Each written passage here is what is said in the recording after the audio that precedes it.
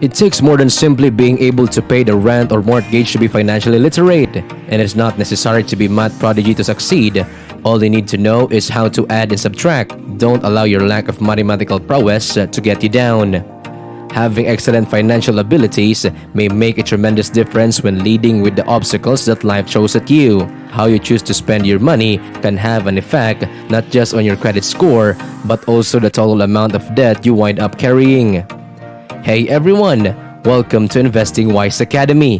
Today, let's talk about something that will change your life, and that is how to manage your money easily.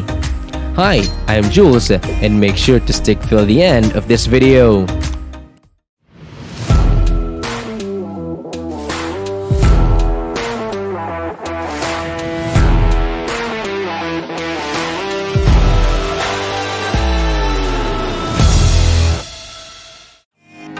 Admit it, all of us have struggled at some point with issues associated with managing our finances, such as living from paycheck to paycheck, even though we make more than enough money. And there is absolutely no need to feel embarrassed about that.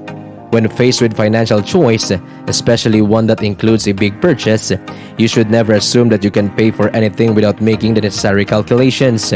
You need to be sure you can afford it and haven't already used the money to pay for something else.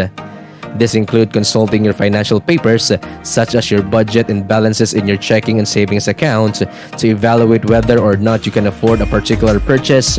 Remember that just because you have the money doesn't mean you can actually spend it. But first, why it's so necessary to manage your finances? It's easy for your finances to become an enigma when you don't know how to handle your money well. This might put someone in a situation when they overspend and have to live paycheck to paycheck. Improved money management gives you the power to make better financial decisions since it allows you to handle your income and expenses better. So how do you keep track of your money in the most efficient way possible? Number 1. Create and stick to a spending plan.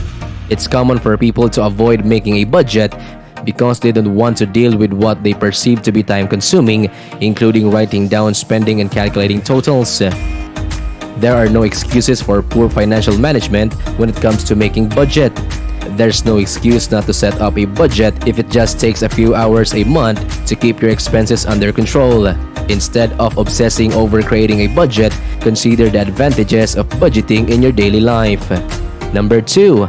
Make the most of your spending plan. Utilize the spending plan that you've created. There is no use in creating a budget if you then put it away in a file cabinet or bookshelf and do nothing with it. Be sure to give it a go-over regularly during the month so you can use it as a guide for evaluating your spending. Maintain its accuracy when you pay bills and spend money on the other charges that occur every month. You should always have a broad concept of how much money you have available to spend at any given moment of this month, taking into account the bills and other charges that are still pending. This should be something that you do regardless of the time of the month. Number 3. Keep track of your expenses. Small purchases made here and there can quickly add up, causing you to exceed your spending limit before realizing it. Begin keeping a record of your expenses to see whether you're spending too much money without realizing it.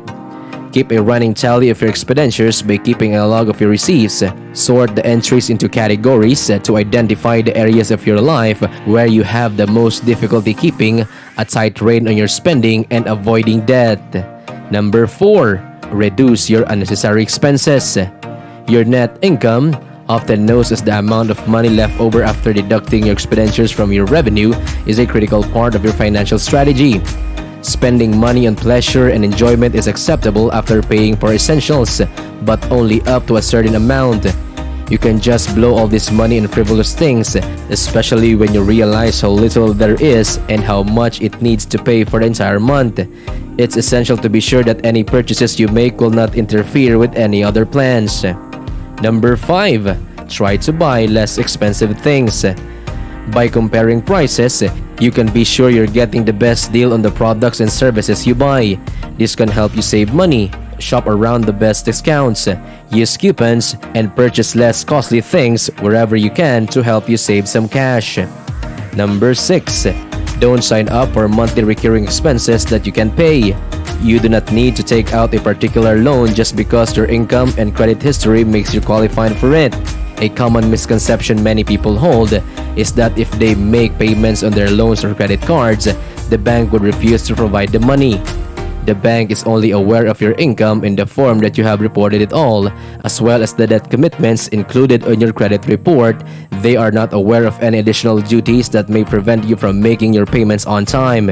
It is up to you to evaluate whether or not a monthly payment is within your financial means, taking into account your income and any other monthly responsibilities you have. Number 7. Deposit money into your savings account regularly. Establishing responsible financial habits, such as consistently putting money away in savings account, may prove helpful.